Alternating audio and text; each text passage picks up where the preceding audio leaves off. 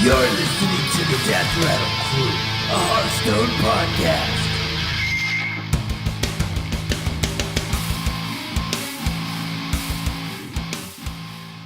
DRC, ladies and gentlemen, welcome to the Death Rattle Crew, a Hearthstone podcast. This is episode 49, one away from 50, for those of you who can't count. I am one of your hosts, Mike Tack2Hearn, joined by Matt Mushu Hill. Good morning, ladies and gentlemen. And Bradford Lee. That's me. And Jeremy won't be with us for a while. He's dead. He's just dead. Just not even in a ditch? No, just there's the hope. reason Avery's in the ditch is that he ran out in front of the road and Avery had to drive into the ditch. Yeah, so he got hit at the same time. So it's it was heroic. Or, I mean, horrific, not heroic. Well, heroically horrific. Actually, I'm. It's funny you bring up Avery because Jeremy is out for the same reasons. He's doing some schooling, some learning. He's learning them some stuff. So he can't meet our the regular scheduled programming time of the DRC. So I'm sure he'll be popping in here and there. But for the time being, good luck, Jeremy, and we'll see you soon. He's gone but not forgotten. The time being, so it'll just be us three musketeers this week. I always forget to do this every month. Can we put like a sad song right here? Yeah, we could do that. Yeah, moment of silence for Jeremy. It's the flags at half staff. Yeah. I always forget to do this until like the end of the show, so I'm gonna go do it at the beginning of the show. Okay. We'll do first things first. If you're not already subscribed to the podcast, subscribe to the podcast. Just search for us, Death Rattle Crew, at your podcast catcher of choice, iTunes, whatever it may be. Get on iTunes or your podcast catcher of choice and leave us reviews. Along with that, you could follow us, Death Rattle Crew, on Twitter and YouTube.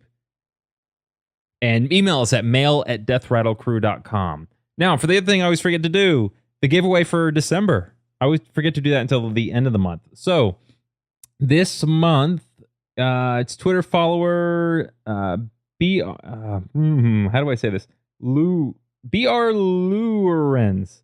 Bonnie Ray. That's their name, but BRLOUWERENS on Twitter. How did you mispronounce that? How do you say that? Nailed it. BR Lourens. All right. How do you say it? Ballourens. Ballourens. No, it's not blue. It's BR Lourens. Perfect. BR Lourens. There you go. Done. You won. Congratulations. Yes. I'll be getting you a Hearthstone gift card in the mail to you.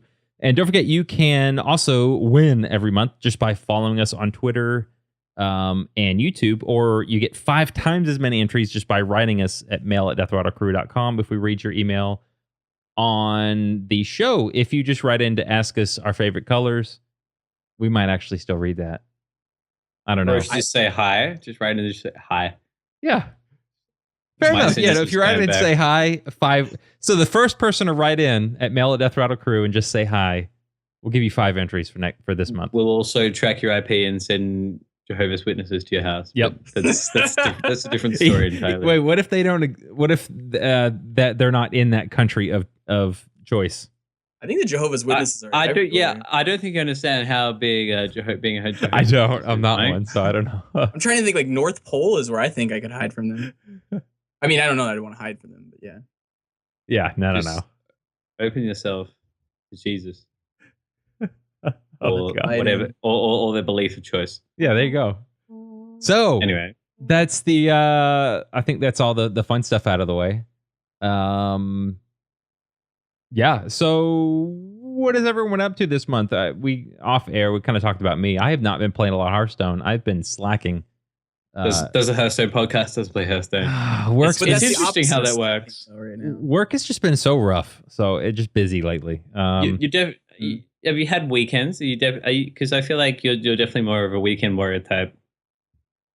I have been recently, but no, I haven't really had any weekends. I mean, we've been traveling for the holidays, so that's been eating up some time. But I worked a couple weekends, so it's not just busy. I got to rank 10 Well, you're in For a not having a service lot of time. industry, though. Yeah. Like you're in an industry where this time of year could be really busy. Right. And I was telling them, I do software development, so programming and stuff, and the idea is you don't do any of that during the winter because you don't want to mess up people's travels.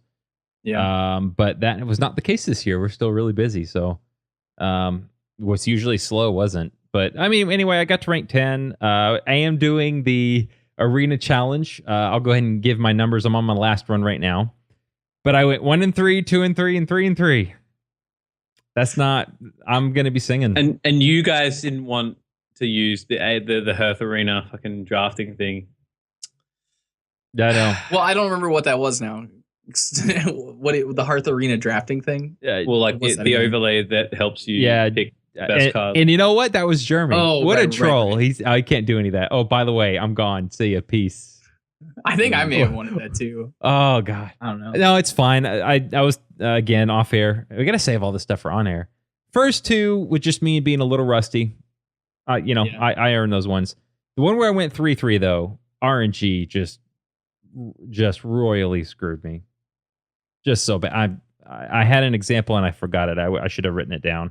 It was just one of those like top deck after top deck after top deck. Like, oh, I have a great hand. Play this. Dead. Play this. Dead. Play this. Dead. Rip Arena. But that happens with the arena, though. Yeah, it is true. The momentum of people sometimes, like the momentum they can create, is insane. Yeah, it's just I don't know. They need to fix arena up and make it a little bit more. Well, dynamic. I'm sure next week. Yeah, I'm sure next week I'll go 12-0 and be like, man, these people's decks just horrible, and it just be that's just the nature of the game, right? Yeah, you just drew the perfect. Yeah. I mean, when you only have 3 choices each time, there's definitely a level of limitation there. Right. Sometimes you're put into a limited position where you just nothing you can do. Right. So that's me. Matt, you want to go next? I have been playing lots of Hearthstone. I woke up for 3 a.m. this morning, my time to play in a tournament, and went quite. I don't know. There's like 512 people that went out in round 5, and so it's best of 3 single limb until like the quarterfinals. So okay, went relatively deep. I just had a shit time with Secret Paladin, but other than that, just sort of waking up, playing Hearthstone, trying to do IRL stuff. Nothing. It's just been like, I guess, getting back to the groove of things this week. Trying to apply for, trying to apply for jobs, because apparently doing a podcast once a week doesn't pay the bills. So it doesn't. I don't know. At least not in this country. I thought I paid you pretty well. What do you mean? Hopes and dreams, man. I'm gonna have to. Yeah, I need a raise. Yeah. A raise. What about you, Brad? I have been traveling a lot, so I've gone everywhere. It feels like at this point. I was in Utah for 2 days, and then I was in Cincinnati, and then now I'm back home and finished with the whole Christmas thing. I hate that. I like visiting family. I just don't like traveling. Yeah. Anyway, so I'm back home. I rebuilt my computer. We are better. We rebuilt it. We can rebuild it. We made it stronger. Yeah. I'm back at it. And I actually was finally downloading Hearthstone onto my new setup after I just wiped my computer clean right before we started talking to each other. So it's on pause, and I'm waiting to hop back into grinding more Hearthstone. So it's been this week has been a transition week for me to get back into the normal routine as well. But yeah, it's been good. It's been good. Perfect. Nice. Yeah. All right. Well, this sounds like a good segue. So let's get into Mad Anatomy. DRC would like to thank Brainiacs for their support of this podcast. If you have a tech idea for improving your business's workflow, Brainiacs can provide a turnkey solution to specifically fit your needs. You can contact them at www.brainiux.com.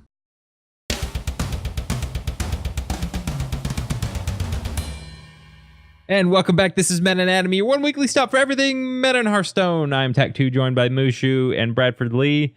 So during the break right there, we were talking about last 2 weeks. Mushu and Brad did an episode on their lonesome, and then Mushu did an interview last week.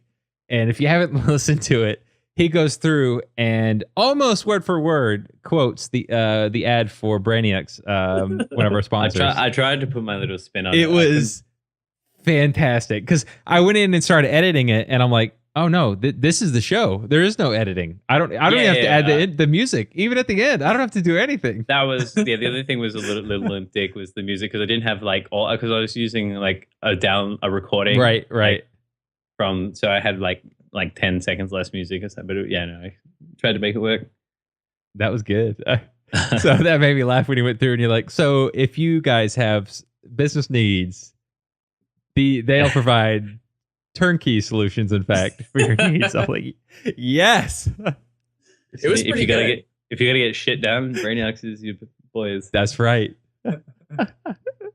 So, yeah, with that, so let's go ahead and talk about Arena then. Where are you guys at right now? Who's singing with me? Am I going to be singing alone? Is that what's going on? No, I'm on like 4s. I got 4. Well, I got 3 4s, and so I have 1 more to play. But at the moment, I'm sitting at fucking just hasn't been good. I hate it. Runs too. Yeah, dude. I just like Ratsma. Teach me. I don't know what I'm doing wrong. Yeah, it's been. I don't know. It was refreshing though. It was quite a nice change of pace because I played some after I busted out of this tournament and before the show today. And it was quite nice. It's like a lot less serious because I've been playing just a lot of ladder, and ladder's just like kind of soul crushing. Ladder definitely steps away from the fun in Hearthstone. Like Arena is a lot more fun. Mm-hmm. Yeah, I agree. Yeah. So for those of you who don't know, we've got a contest going. 4 arena runs. The worst run, drop the worst, and the lowest. It was going to be the lowest 2. As far as rankings, now that Jeremy's gone, but the lowest 2 we were gonna sing a duet together. But now that Jeremy's gone, maybe we'll just do the lowest. I don't know. I think I'm just shooting myself in the foot. What if you have to do like now. a multiple personality? Oh, I can do that by yourself. I think you can either do that or just do 2 tracks, and so you record yourself doing one part and then record the other part. But you can do the high and the low. That probably be just as good. Okay. But Bradley, are you leading the charge? What are your scores? I have a 7, 2 5. Oh yeah, you win. So. Oh yeah, no, yeah, okay, you win. That's right. But yeah, for things not Arena, this meta, I don't know how much you've been playing recently, Bradley, but I've been playing this week or so. Basically, since the month ended, I was done for that, and then I'm gonna hop back in. Yeah, I had that sort of mentality after playing because I played about over 500 games last season, and so it was kind of weird. I hadn't been I wasn't done. I sort of like had a full raging Hearthstone boner, as they say. Do they say that? Yeah. Okay, so I played like just under 100 games this month, and the first thing that's I guess surprising to me is there's been not a complete, but like a very big cut down in the amount of aggro. Granted, I did start at rank. Wait, this week? This month. Well, yeah, this Whoa. week. Granted, I did start at rank 16 or wherever you start from being legend. So I definitely there's definitely a bubble of people behind me. So I wasn't in so I'd say majority of people are in that, rank 3 to 5 or maybe 3 to 7 or whatever bracket where you start at rank 17, 18, that sort of thing. So that could have been very different. That could have been a bunch of aggro bitches and shit like that. But no, I think if you take 3/4 of what the aggro at the start of a month would be and replace it with Secret Paladin, that's sort of what's happened. That's at least what I saw. Wow. Yeah, so that was quite kind of interesting because it meant you were able to play just about anything you wanted because, I mean, as long as you had a chance of dealing with Secret Paladin, you were pretty good. Yeah, I've been playing a shit ton of mid-range Druid. Yeah. It's a really solid list. You just need things that have big butts against them. Big old butts. Yeah, because they can't trade their shielded mini bots into it. It totally works. Armor Smith's in a great position, is I guess what I mean to say. Yeah, so totally. That's awesome. So I've just seen a shit ton of Paladin. Also a large amount of Warlocks, as people fucking love their Reno lock. Yeah. I've played a couple of Hunters. They've mostly been of the face variety.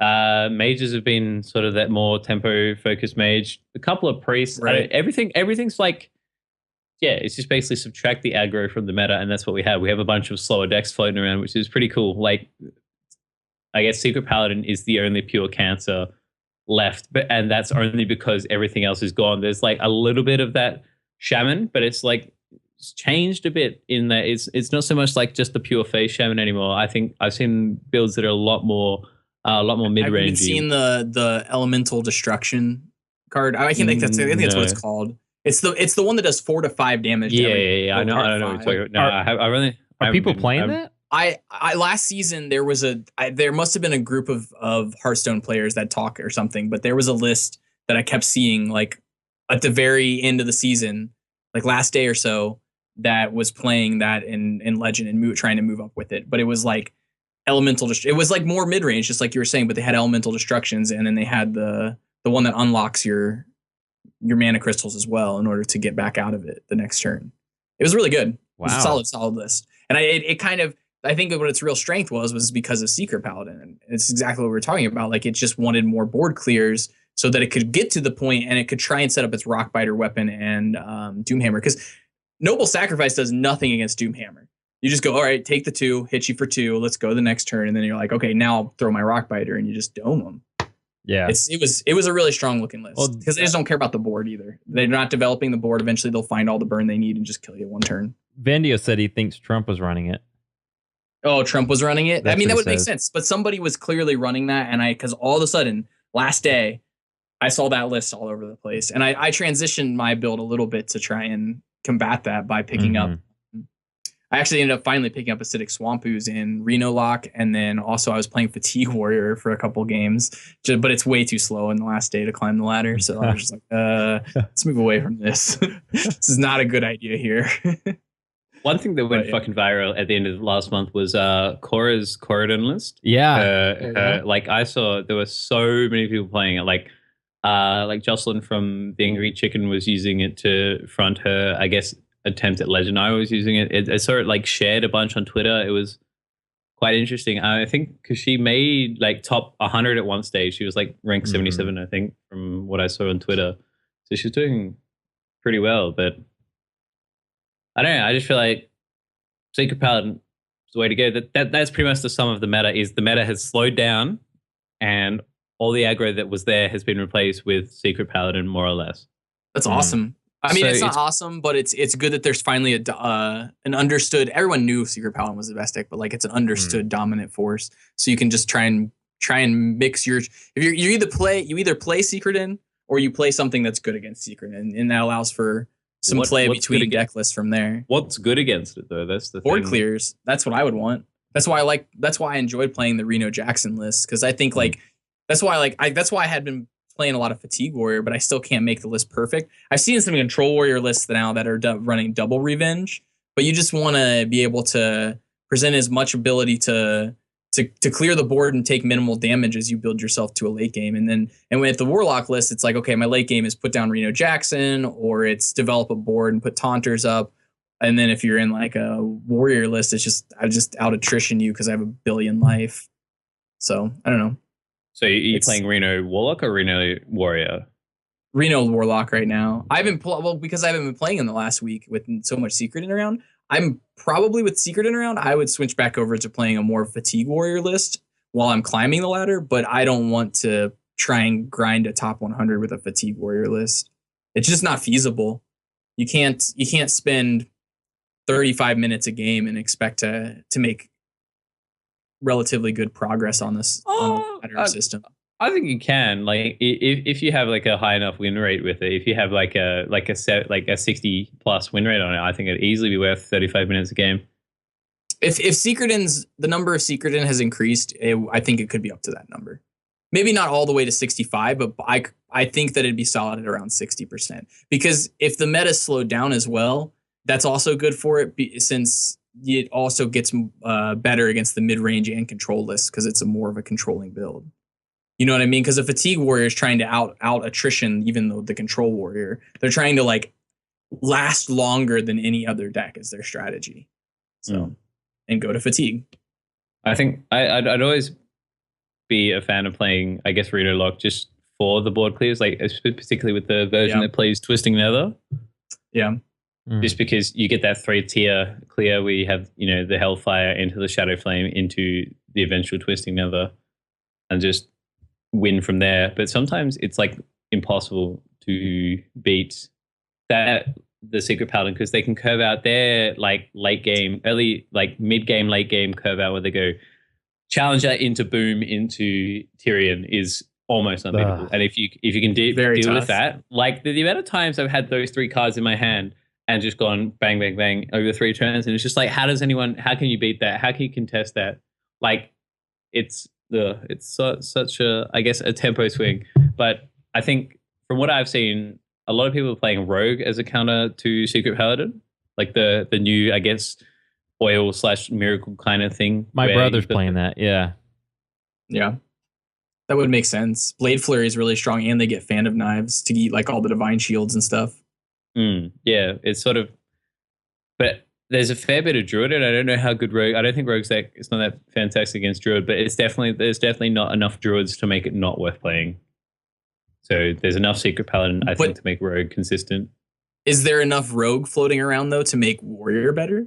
Like, right, like, are we in that point of the meta? Like, the meta's cyclical, right? It's going to go in a circle and it's going to keep creating, or not. It's just going to have more and more. It's going to repeat itself over time. And so, if no new cards are introduced, that is, like, we're gonna, like, what's good right now, mid range. We're gonna move to maybe a control meta eventually or something, and then back over to an aggro meta, then a mid range, and back and forth and such. But like, is it in a position where there's enough oil rogue floating around that Control Warrior gets that much more percentage of wins? I don't understand why Control Warrior isn't that good against Secret Paladin though. It's solid against Secret Paladin. I wouldn't say it's like it's designed now. It's coming more and more where there's less top end like threats and such, and so I think most Control Warrior lists are having Armor Smiths, for instance, are really solid in that matchup. Just because they eat the divine shields in the early game, and they really just help you buy time because they give you a little bit of armor. Sometimes they basically say everything gets lifelink or gives you more life, and that's on the board at the same time. So you can really abuse that very well. And so I don't know. It's just, I think that the downside though is, again, it's that curve out for Control Warrior can be tough, but if you have the answers that you need in the right timing during those turnout those turns where they're curving out perfectly, then you can answer it. But I think it comes down more to the Secret Paladin player in that matchup than it comes down to the Control Warrior player. I think the Control Warrior player has cards that they play to interact with the Secret Paladin player, but it comes down to what does the Secret Paladin player have that particular game, and that's why I don't know if it's. I'd rather if there was Secret Paladin everywhere, I'd rather be on Fatigue Warrior, is what I'm meaning to say, than a Control Warrior, just because the numbers that increases your Secret Paladin numbers. Now the question then becomes: is Fatigue Warrior as good as Control Warrior against, let's say, like a meta that, like, with Druid or something floating around? And probably not, even though it's probably a bad matchup for both. Well, maybe not. It's just, nevertheless, it just depends on matchups. If there's a bunch of Secret Paladin around, I would rather be on a Fatigue than a Control Warrior. I don't know. I just don't think Control Warrior is like particularly popular because it's not in flavor. I think Secret Paladin is very much in flavor, and it seems too hard to not play Secret Paladin. Like, why play Secret Paladin, or why play Control Warrior when you can play Secret Paladin? I would argue that Secret Paladin is more fun because it's quite distal to see the Control Warrior winning like consistently. Because you still think, like, I don't think the matchup is that good that it warrants playing it. No, so you're not going to win. It's not enough percentage to warrant just straight up Control Warrior. I don't think it is. But I don't want to play Secret Paladin. I don't know. I don't mind Secret Paladin as a deck. I think it's a very strong deck, and it's going to set a standard for the game moving forward, I think. And it's not broken either. It's, it's the pseudo fair class in Paladin. Right. They can't do as much burst. But yeah. Yeah, no, it's definitely not broken. It's just fucking painful to play against sometimes. Though. Yeah. Sometimes there's just nothing you can do. I think it might like sort of pave the way to more, I guess, flair orientated things where there's more counterplay, because sometimes it feels like there's not enough counterplay with the secrets. Obviously, the counterpoint to that is sometimes they end up with them. Like, there are games where you just end up with all your secrets in your hand and it burns your cards like that. And it's just, you have nothing to do once they can deal with the secrets. But then it's probably like just a bad draw. But I think, yeah, it comes back to, do you have enough board clears in your deck? And things like Druid don't, but you try and leverage that by having trying to cheat your mana curve with Innovate and Wild Growth, trying to get to that turn, because you can consistently just, I guess, contend with them in the early game. If you can't contend with them in the early game, then you're going to lose anyway, or the early mid game. So when like turn 4 to 6. But yeah, there's not much else really going on in terms of meta. Can I tell a story about Secret In from last season? This is the biggest salt I've ever felt in the game of Hearthstone. I freaking hate Secret In for this game only. We'd battled, and I played okay, so like the Reno Lock list is really, really tight and close matchup between Secret In and Reno Lock, and especially if you're on the combo build, because you don't have as many resources to interact with them. And that game, I had used the Leroy Jenkins in my hit deck to kill his Tyrion after running a 3/5 into the Tyrion just to get rid of the Divine Shield off the Tyrion. Like literally got like 7 for 1 against Tyrion. Just got wrecked by Tyrion. And it was all because I didn't draw like Faceless Manipulator, and I wasn't playing certain things in my build, so it wasn't great against it. I didn't have an Iron Beak Owl at the time. Anyway, so we got to the last cards in the deck, and he's at 9. I've drawn myself to fatigue at this point. He has 2 cards left in his deck, and now I'm going to be taking 1 a turn. I'm at like 9 as well. We're tied ball game. Everything's super tight. It's going to be really close. I know the last card in my deck is Emperor Theresen, we were both at 8. Let me rephrase that. I know the last card in my deck is Emperor Theresen. And I have a Sludge Belcher in hand as well. So I know I have to connect with the Emperor Theresen and the Sludge Belcher to present lethal. That's how I win this game. So I had 1 more board clear in Demon Wrath. And so I put the Sludge Belcher down after Demon Wrathing, cleared the board, was able to get in for 3 with the Sludge Belcher. And then the Sludge Belcher's job was to block the board so my opponent couldn't get through anymore. And all he had left after that was he played a Piloted Shredder and said go. And I put down the Emperor Theresen, I passed, and I knew his last 2 cards were like insignificant. They were like Haunted Creeper or Knife Juggler or something like that. He Pilot Shredders into my Sludge Belcher and gets the 2/2 Taunter. I don't even know what that card's called, but it's a 2/2 for 2. And it has Taunt. And he kills my Sludge Belcher, he didn't kill my Sludge Belcher, but I had to, he had 1/1 as well. So he killed my Sludge Belcher. So I only had the 1/2. So I couldn't swing my 1/2 into his 2/2 to clear his 2/2. I just sent my 5/5 into it, and I died to fatigue the next turn. It was terrible. And the game was like 35, 40 minutes, super intense game the whole entire way. And I lost to a Piloted Shredder 2/2 because I couldn't swing. And then he couldn't even kill me on the swing back. But because I was fatiguing for 3 the next turn, the fatigue kills me off. It was a crazy game.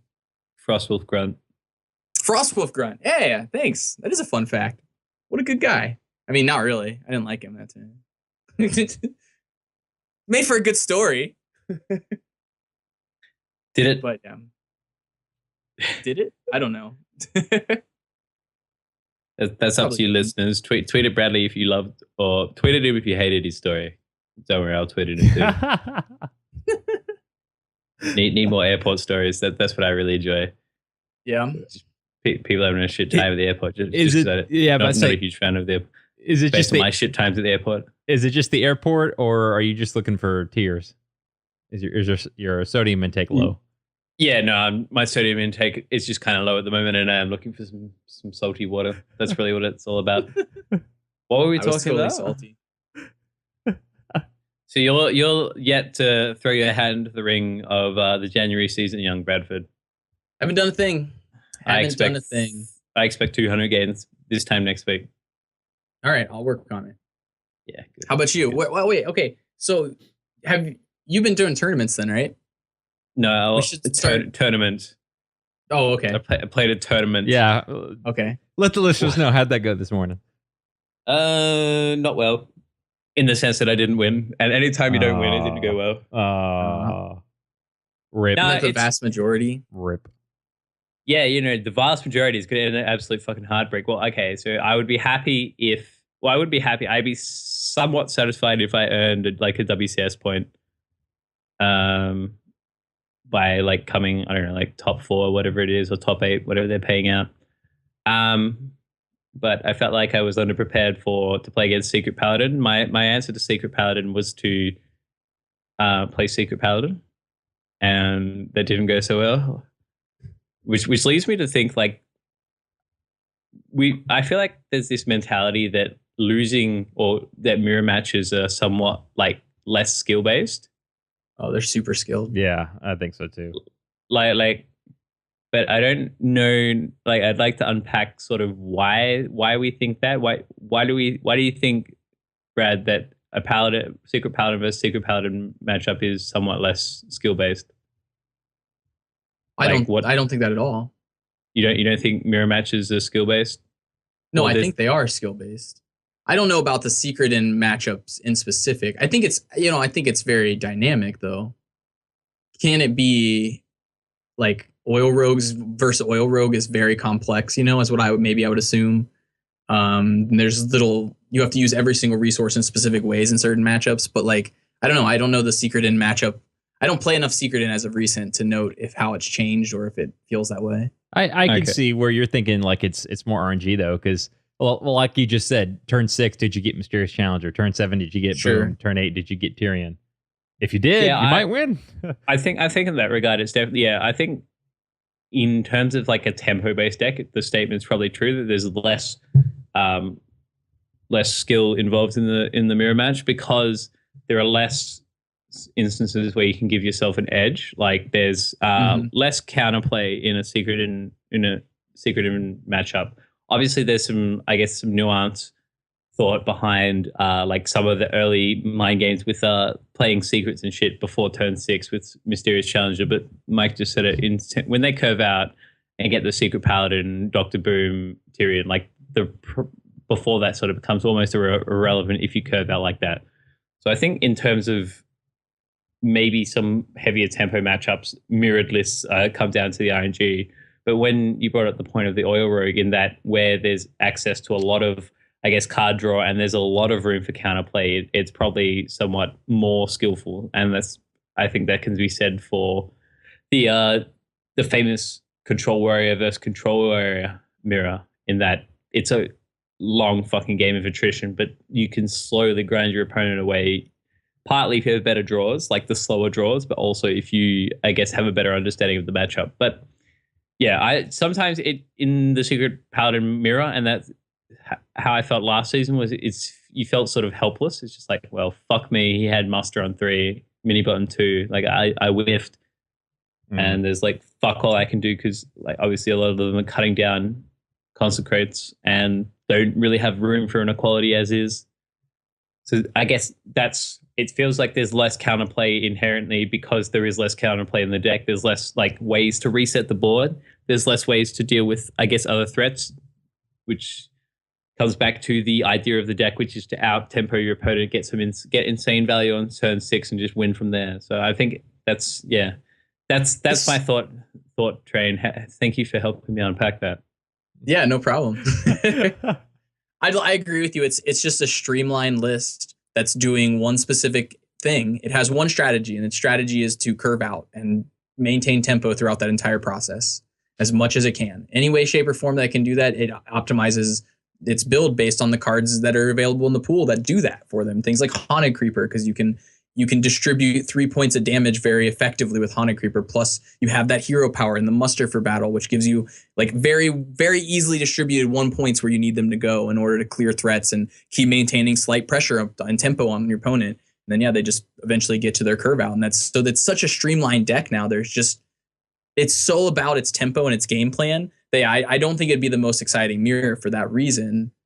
But there's definitely going to be circumstances where you both have your Tyrions on turn 8 and you've both curved out. And I'm sure that's the game. That's the game that's going to be incredibly complex. It's going to be based on who was able to get that extra 1/1 out at a certain time frame, or were able to use their face with a muster for battle for 8 damage to clear something, or just were able to maintain some sort of edge in the matchup and recognize that particular play is going to put me ahead on resources moving forward. But generally, since it's a tempo deck, it's trying to unload its resources as quickly as possible and maintain its tempo and use all of its cards to just finish the game. Yeah, it's kind of like when does a mirror like we're talking about Secret Paladin mirror match? when is it like a Control Warrior mirror match versus a Face Hunter mirror match? Where it's just, I got the right card at the right time versus I need to think about what I'm playing because, you know, I don't want to drop this first. I want him to drop that first. Let him get, you know. I would say it's probably more leaning towards the Face Hunter mirror match that you were saying. You know, just those games, 65, maybe 70% is what I would guess of the games are going to be like that. Who had the better curve out? Who's going to maintain the better tempo? It's hard to beat tempo in this game. Everybody gets a card each turn. You know, like the whole idea of tempo is to run out of your resources and win with nothing left. You know, utilize everything to get to the end. That was one of the arguments to, I guess, sort of nerf Secret Paladin is like it sort of was forcing the meta into a very sort of only tempo deck kind of thing. Sure. And that's like, I guess, backed by the removal, well, effective nerfing and removal of the patron list as a tier 1 deck. Because that would have been really interesting with Secret Paladins and patrons, but obviously I think Secret Paladins only so good is because patrons was removed from the top. Yeah. I've seen a lot of patron people playing around. I had a couple friends who were playing patron at the end of the season. I've seen a lot of people playing it too. Yeah. Yeah. It's not a bad deck. It's not as good, obviously, but yeah. I'd be keen to get back into it because the main problem, like I found early last season, late November season, was there was too much, like, I guess, face oriented aggro deck. So you just sometimes just got fucked up.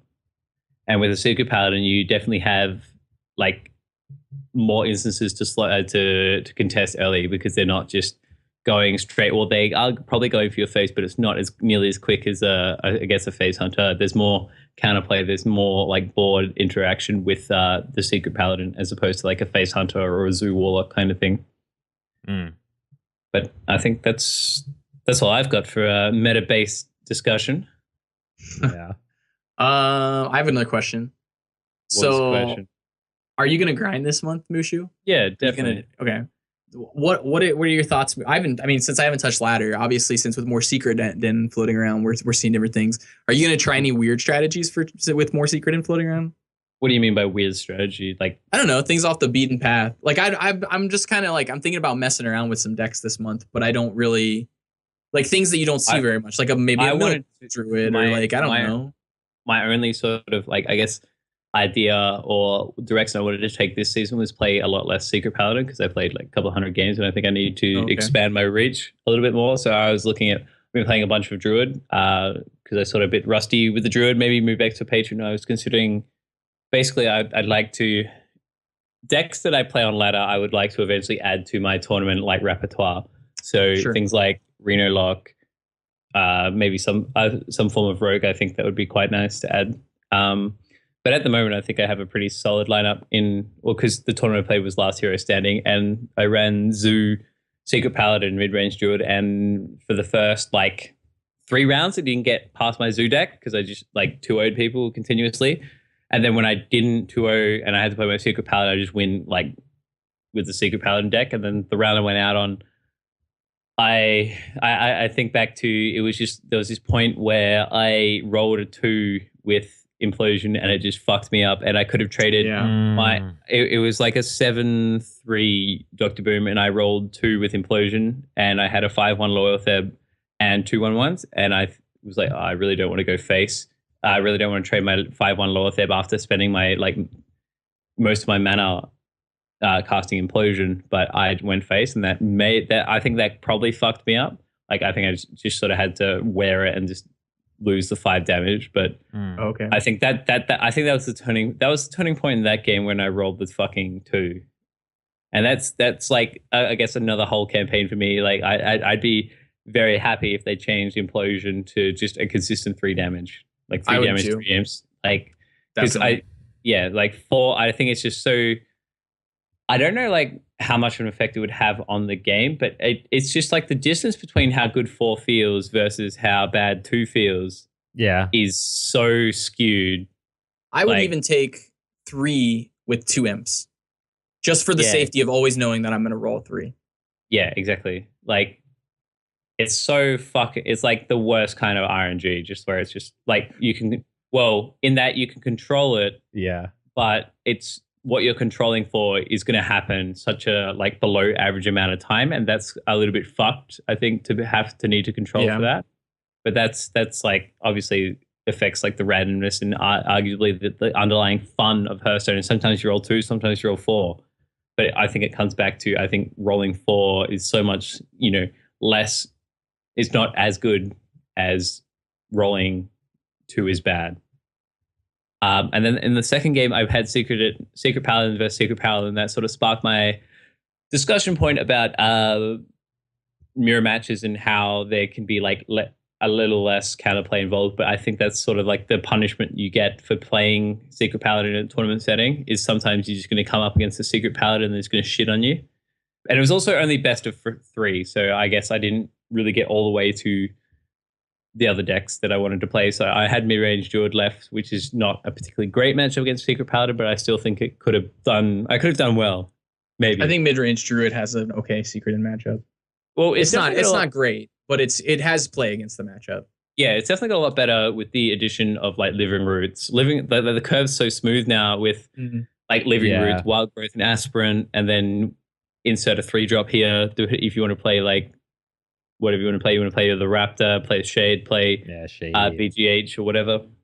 And then from there, the curve's pretty smooth. But yeah, that's sort of the amount of games I've won on ladder with a Living Roots as part of a combo. So the normal Force of Nature Savage Roar is 14 damage. And then with the 2 damage on top from Living Roots is 16 damage. And then, so that's a 10 mana combo. So 16 damage for 10 mana obviously is nowhere near like the best combo you can do, but like for the amount of cards you need, it's really fucking good. Yeah, it's pretty good, and it's a 2 of in all those in those lists. And that's what makes it so fucking cancerous. Is they're all 2 of. So it's unlikely that you won't end up with a combination of those 3 cards in your hand at some point during the game, and that's the scary thing. I wonder what the turning point is. Like, what's how many cards? You have to do the math. I'm not going to do it right now. I have to also look up how to do the math correctly. But what's the number? What's the threshold of cards that your opponent has drawn if they're playing Force of Nature and the Tree before it becomes really likely that Savage Roar? Yeah, what's the percentage? Yeah, like what percentage does what's the percentage? I have no fucking idea. Because where do you turn the corner? Like say we're on turn 11, right? And you're like, I can play a Sludge Belcher to block the board if they have combo, or I can put out a Dr. Boom and make a massive board. Like, is there a turning point where you should choose the Sludge Belcher percentage-wise over the Dr. Boom? Like, where's the point? Are you my aggressor right now, or am I the defender right now?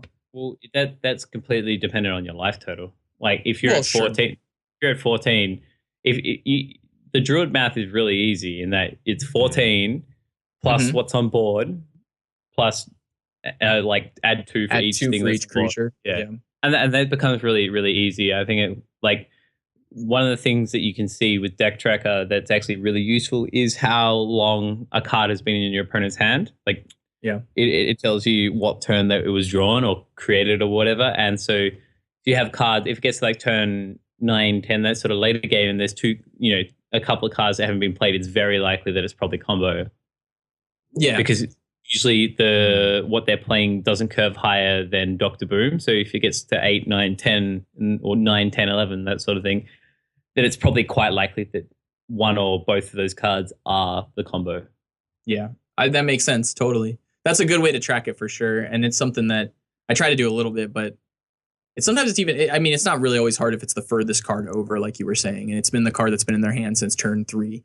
But yeah, I don't know. I want to know what the percentage is moving forward because I know there's times where I've played the Sludge Belcher in the Sludge Belcher circumstance where I've been the defender, and then we get 3 or 4 turns later, and I'm like, well, I'm dead to combo now, and they don't do it, and I'm like, oh, why didn't I play the Dr. Boom 3 turns ago? Right.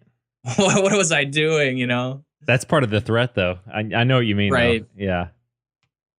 But then, of course, if I would have played the Dr. Boom, they have the BGH or something. So, it's all just like a balancing act. What's the right threat for the circumstance, obviously. But I don't know. I'm curious. I've one of the spots that I've considered a few times playing against a Druid is if they get one Thaurissan off, then if you're in a position where you can deal a shit ton of face damage and not trade for the Thaurissan, or I'm definitely I'm in a camp where I don't think the difference between one Thaurissan and two Thaurissan turns in Druid is that big. In that, if you think you can probably clinch a 2-turn lethal by ignoring the Thaurissan, then there's a pretty good chance that you're dead anyway if he has combo, like a discounted combo. So it's probably better to just go for it and try and like play him out. Obviously, if you can get rid of the Thaurissan easily, you should. But otherwise, I think if it's going to be, if that's like your win condition is not training for the Thaurissan, I think it's much better to go for it because I don't think it'll have as big of an effect in Druid.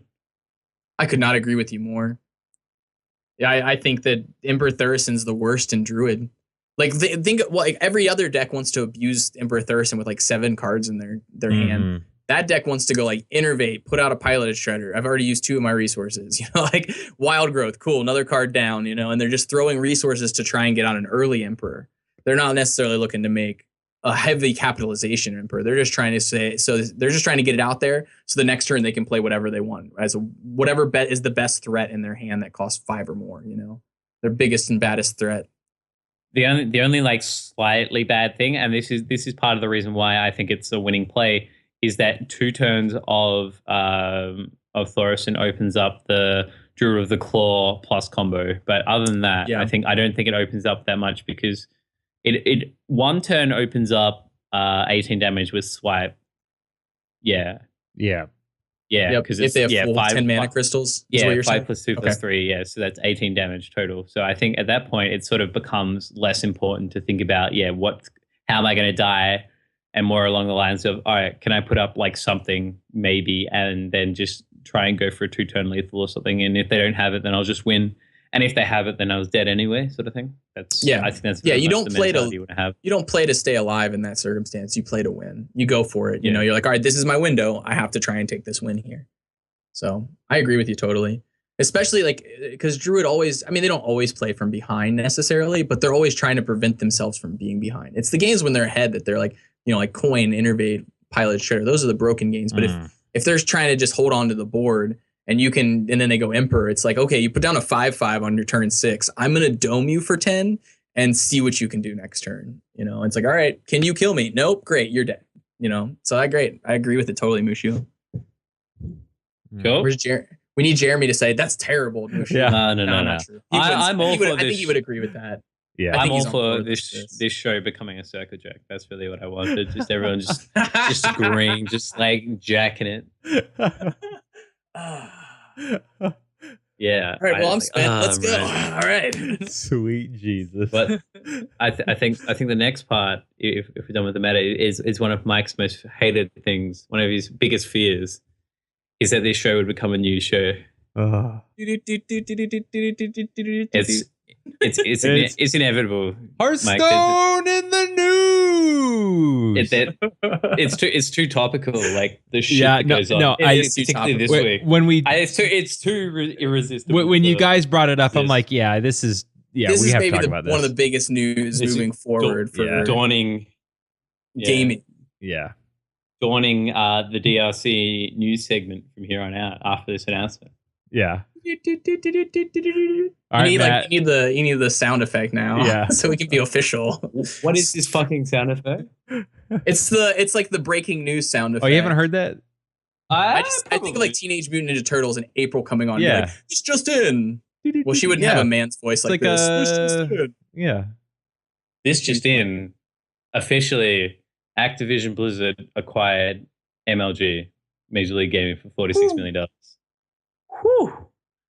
That's huge. How much money was that? 46 million. That's. Do you think that's a lot for what it is? Yeah, definitely. You think so? For what MLG was, yeah. Oh, what is? Yeah, okay. As in, like they did well to sell it, is what I'm saying. Yeah, getting 46 mil for those assets, I think, is a fantastic thing. Arguably, 20 years down the line, the brand would be worth more, but they had a tough year last year. I'm pretty sure they weren't having a good time. They were refinancing, and they're like $6 million in debt or something. So that's probably what prompted the sale. Is Activision Blizzard, because Blizzard established an esports division last year. Yeah, and hired some of the people a few people from MLG, and I think this is just the next step. It's huge.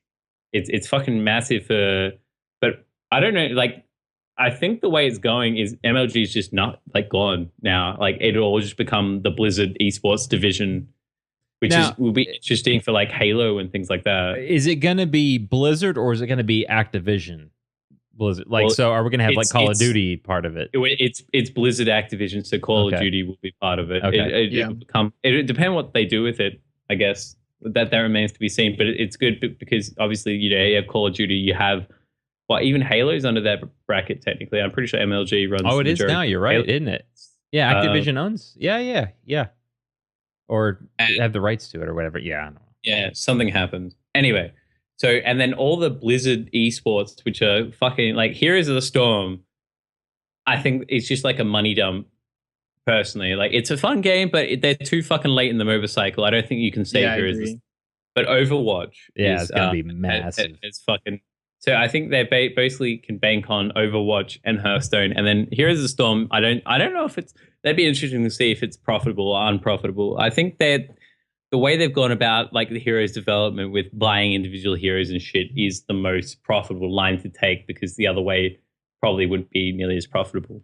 But yeah, I think this is... they've dipped their toes in every aspect of competitive gaming now, it seems like. With Overwatch coming in, like, you got to think about it. They're just... It's free advertising for them now. Yeah. MLG, they're just like... They're making money off their advertising. They're using the esports as a form of advertising, and they're creating a new business market out of it. It's a brilliant buy for them.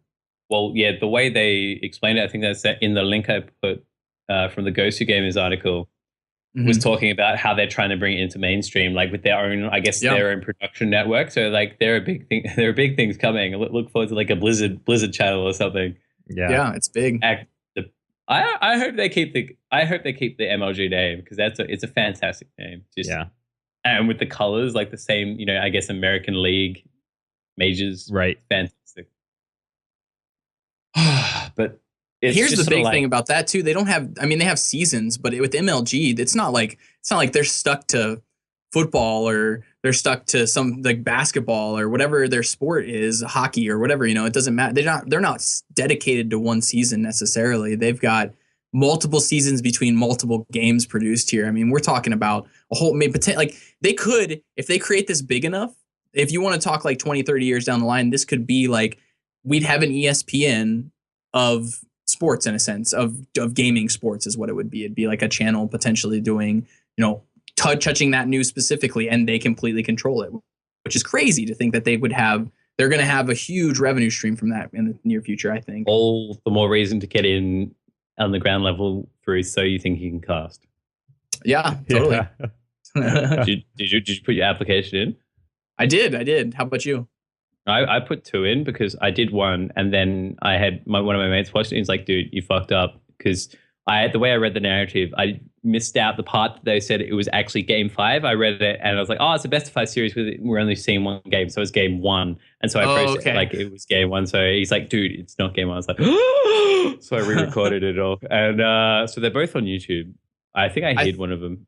I threw mine up really quick. I spent time doing the recording for a couple minutes, but I was just like, all right, I took like 50, 60 attempts, I reckon. Really? When I would fuck up the intro, I was like, no, fuck it. New recording. And then that's a bunch of goes. I just really wanted to be the guy who just did one take and that was it. That's really what I wanted to be, but I couldn't do it. I just couldn't do it, brother. I figured if I went with one take and it's really bad, life will go on. But if I do it by one take and it's halfway decent, I'll be happy and I'll be satisfied. So I tried it. I did 2 takes total. I'll just be honest. The first take, I did like 14 times. I stopped the recording button on accident at the very beginning, because I was like, wait a minute, this doesn't work. And then I'd already started and I was like 10 seconds into the video and I was like, oh crap, start over. So that's the other part. That's the other part of Blues playing MLG, is that now that we would have careers in MLG. Yeah, but I think it's so fucking hard to break into it as a non-American to a point where I'd be earning like enough to support myself.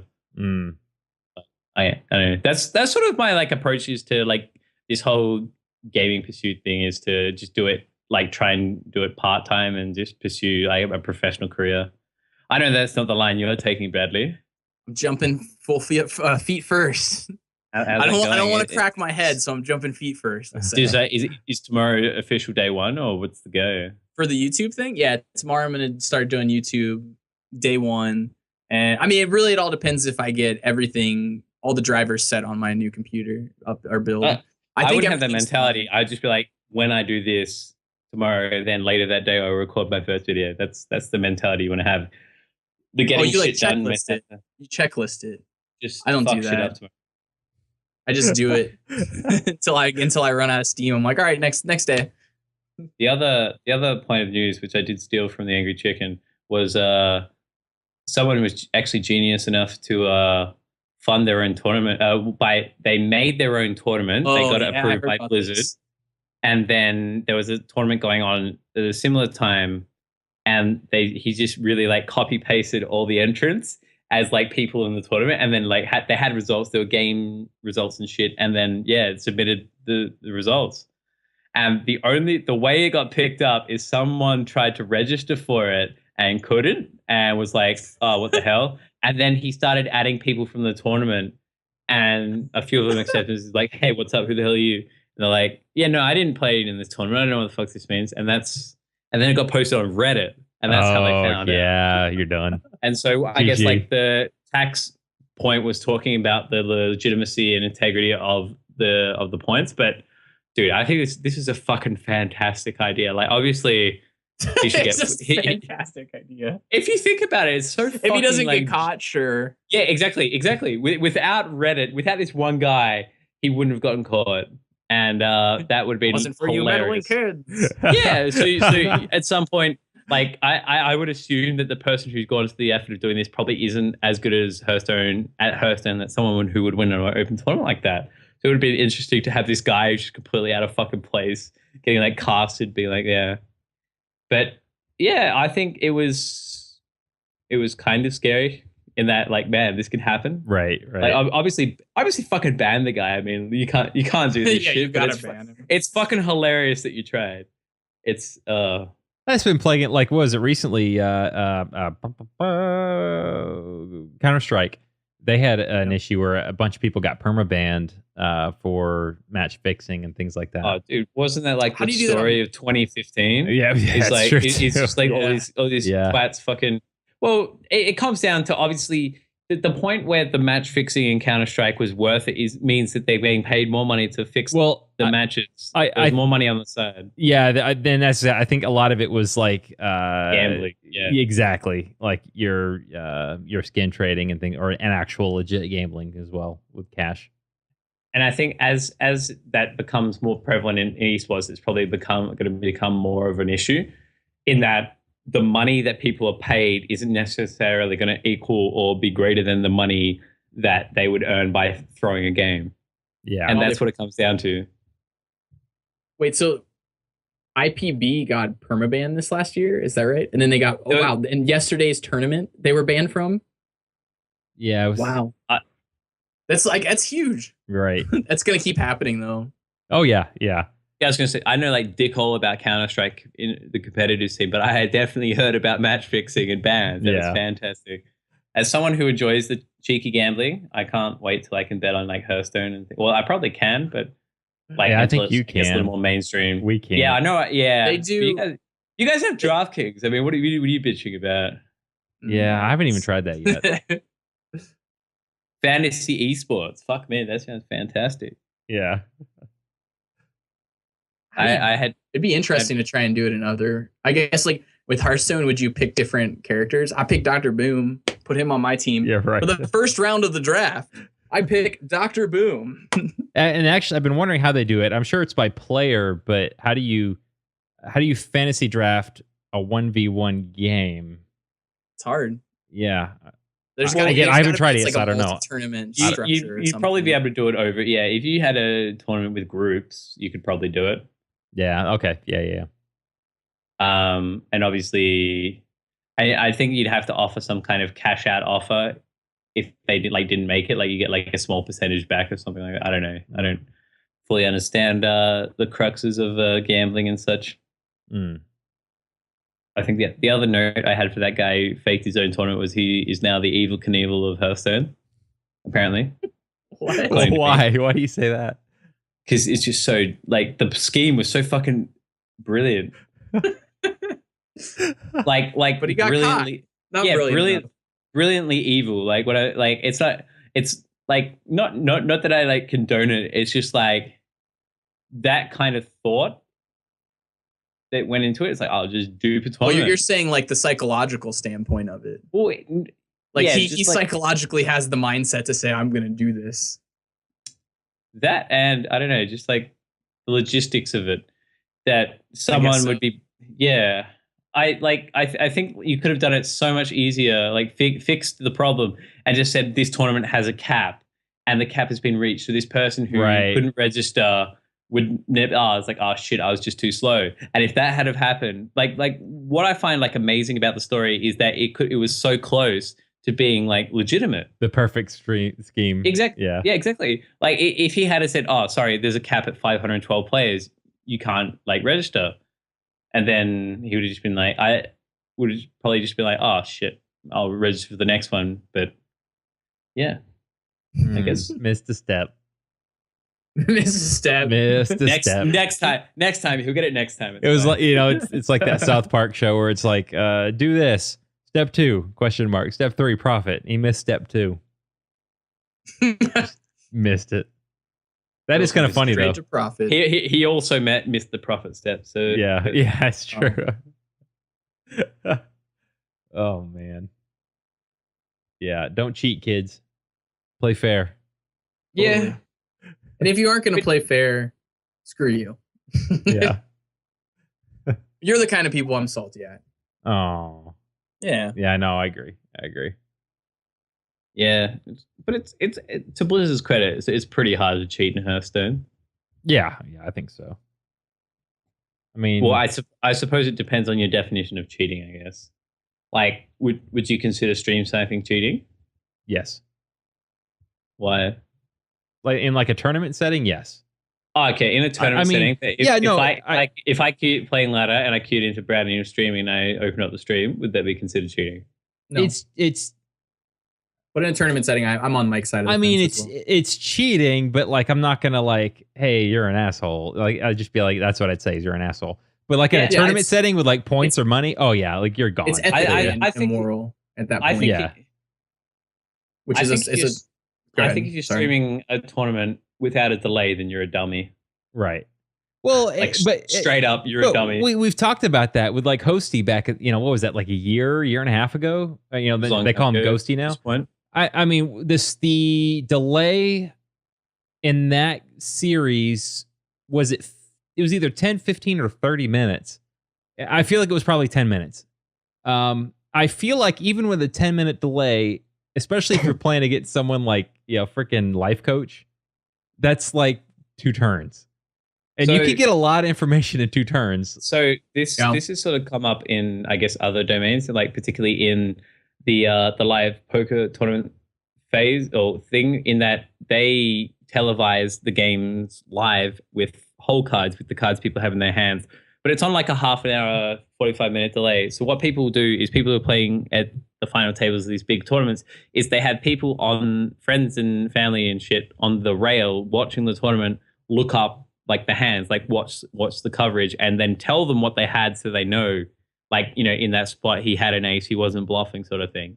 And I think this is more just like a derivative of that, in that it's taking that there's no, unless it's like specifically written in the tournament rules that you are not allowed to watch streams of people playing in the tournament while you're still in the tournament, then I think it's fair game. Oh, like, if it's, so you mean you're not playing, like you're not stream sniping while you're playing. You mean two other people in the tournament that you're in, you want to watch them play.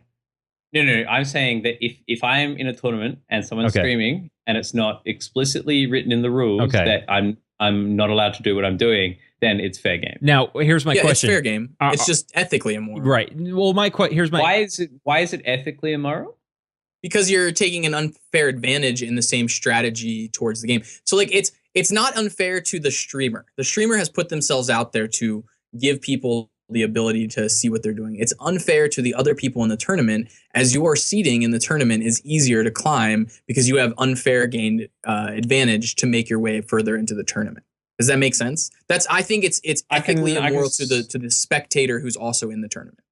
Okay, I understand that sort of point of view, but I feel like as a tournament player, taking like edges where you can is probably like edges that are within the rules is like worth taking.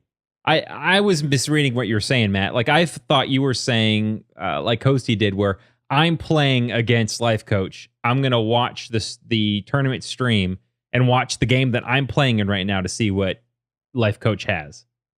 But you're talking about you're in a 16 player match. You're watching, you're player number 3. You're watching player number 1 and 2.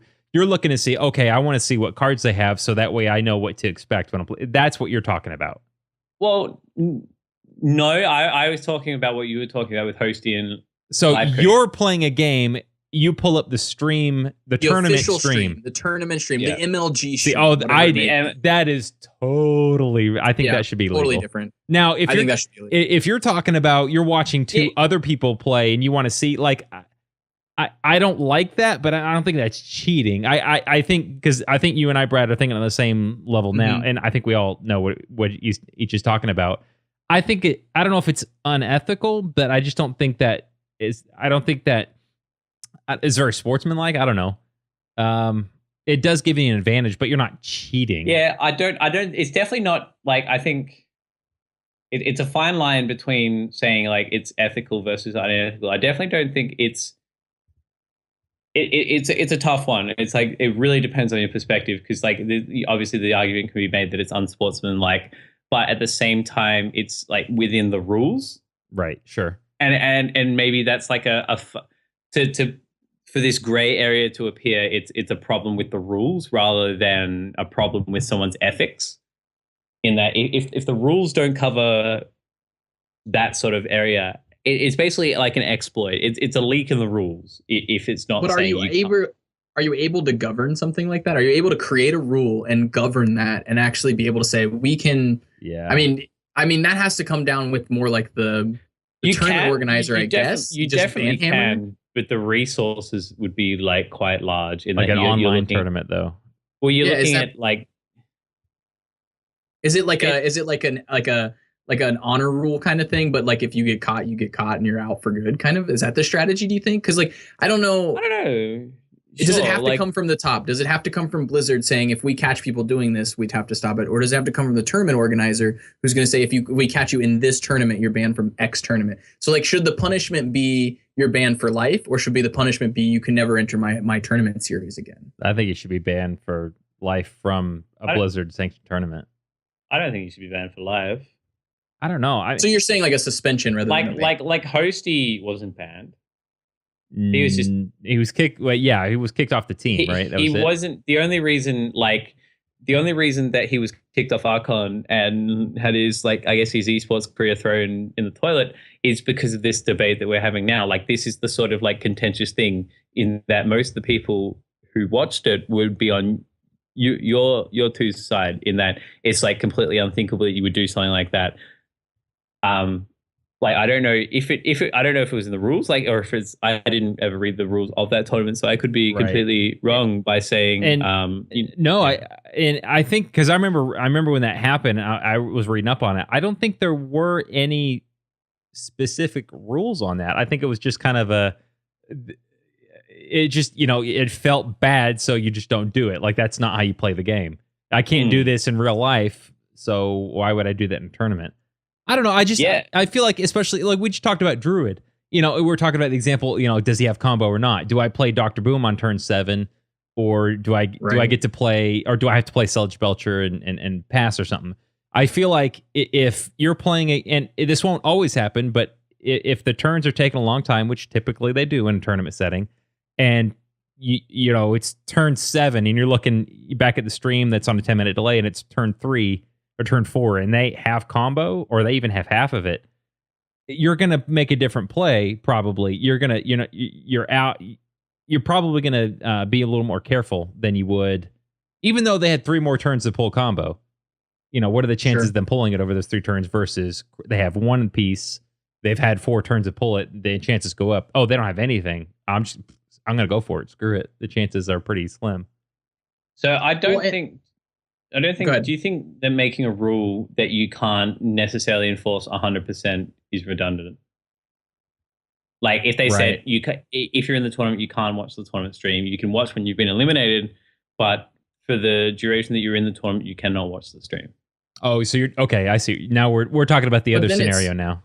But then it's like a registering IPs and stuff like that Right. kind of level of security that they're trying to pull at that point. And that's I don't know that they can can they govern that? Can they police that? Well, I don't think it's so much about being able to govern that. I think it's more about like highlighting what's right and what's wrong in a tournament setting by making it a rule of saying can't do that. It's clearly wrong. Well, whereas now, it's clearly wrong. In the situation that I'm talking about, it's more of a gray area. Well, how does it work now? Like at BlizzCon, in between matches, were players not allowed to go out and watch the other tournament? No, 100%. I'm pretty sure they would be able to. I don't see. Then I don't have a problem with that. If you're watching the stream while you're not playing, because I think we were talking about the situation there is, are they getting an advantage by knowing what cards are in a deck?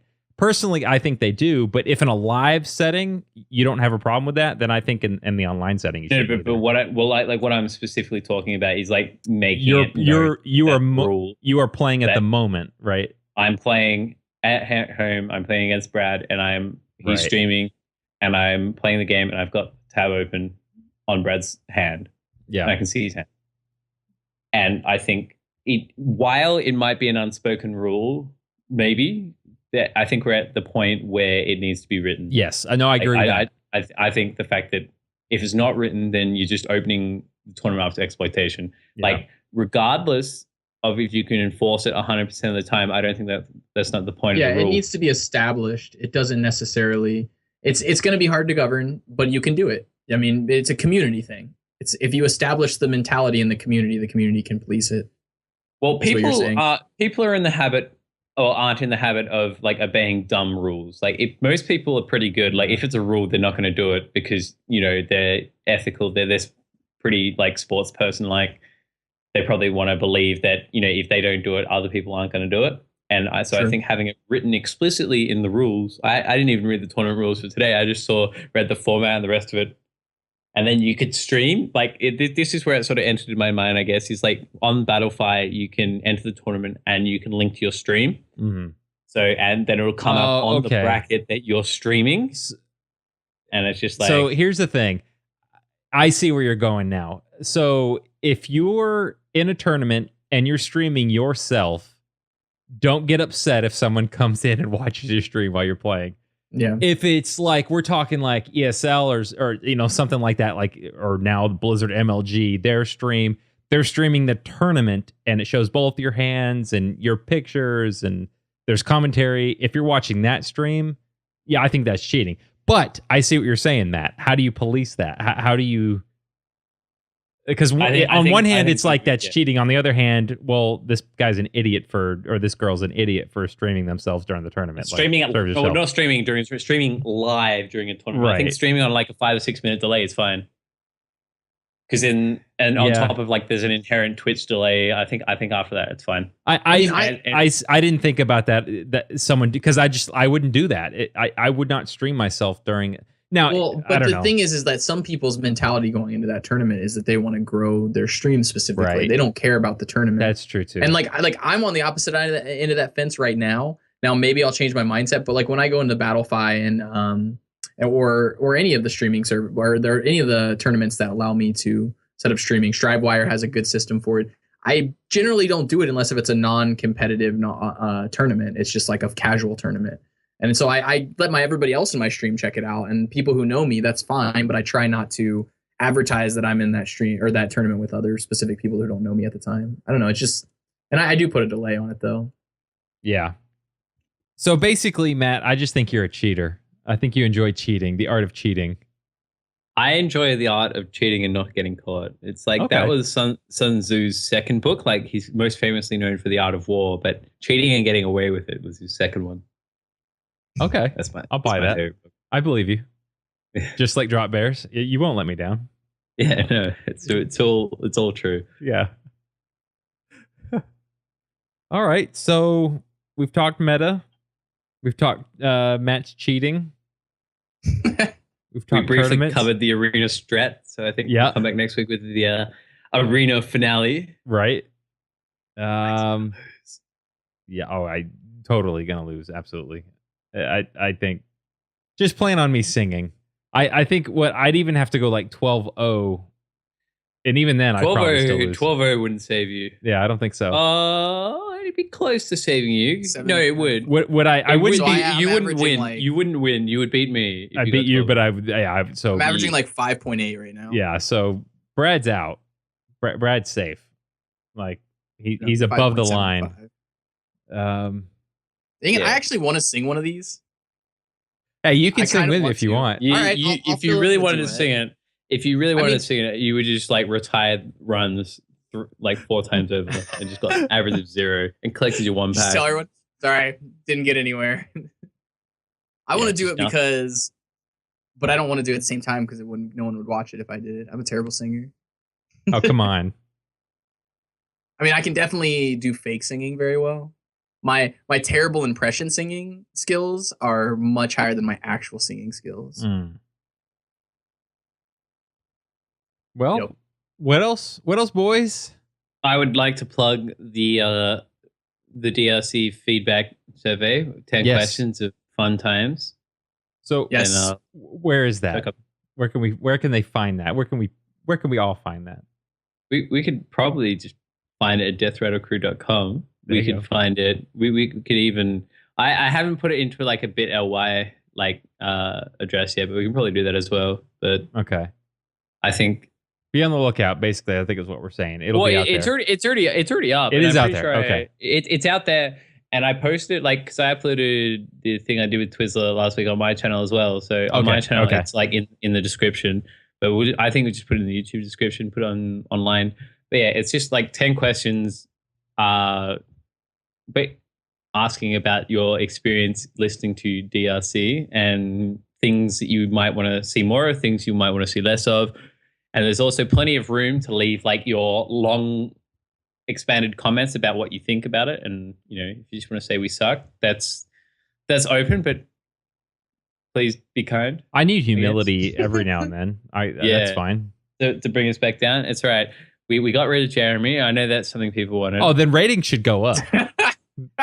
It's terrible. It's not a problem. I don't see what the Very problem is. I kid. I don't. What classes are you taking? Do you know? I do not know. I want to go Like this- ahead and say I wanna- some form of engineering. We should just Okay. turn it into an engineering podcast, Okay. like this hour, and it would fill in for the class. Maybe he can get it substituted out. Well, from the we class. kind of talk about everything under the sun, including Hearthstone. I feel like this one thing we don't talk about is engineering. Yeah, We've I don't talked know about anything about it. we've I'd talked love to about ethics, religion, politics. See, we're basically TMZ now. right? Yeah. The View. All we need is to take pictures of famous people. and we got it all. Yeah. Fuck, you guys are lame. Yep. Yep. Totally lame. All right. Is this a I section think- of the podcast where we plug Brad? I think when we get Yes. off of the stream, off of the podcast, I'm gonna play a bunch of Reno Lock. I haven't played Hearthstone in like a week. I'm stupidly excited about it.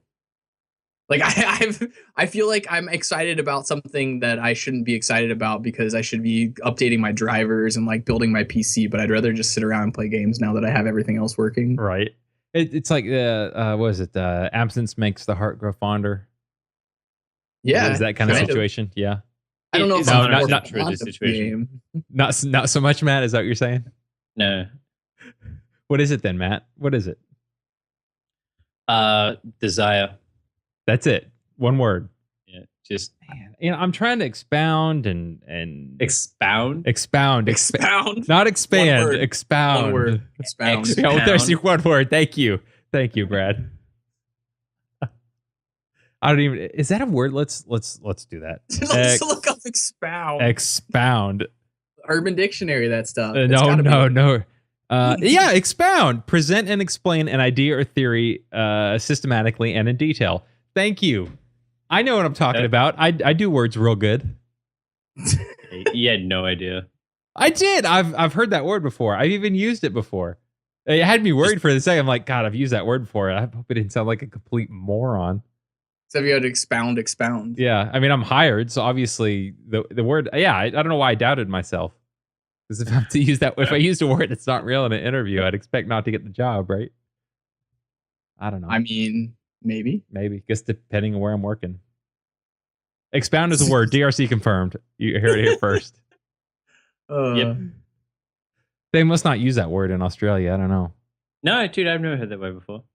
But I think should we wrap this bitch up before Yes. we ramble on too long Yes. about random shit? So we'll start with this first. Brad, where can people find you now and in the future? I'm going to be starting using YouTube on a daily basis as of probably tomorrow or the next day. This is within the next 2 days. It will be 100% in action.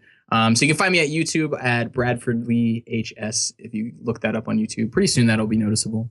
Other than that, you can find me at twitch.tv/Bradford Lee, which is my main hub of stuff in the internet. So you can always find me there. Perfect.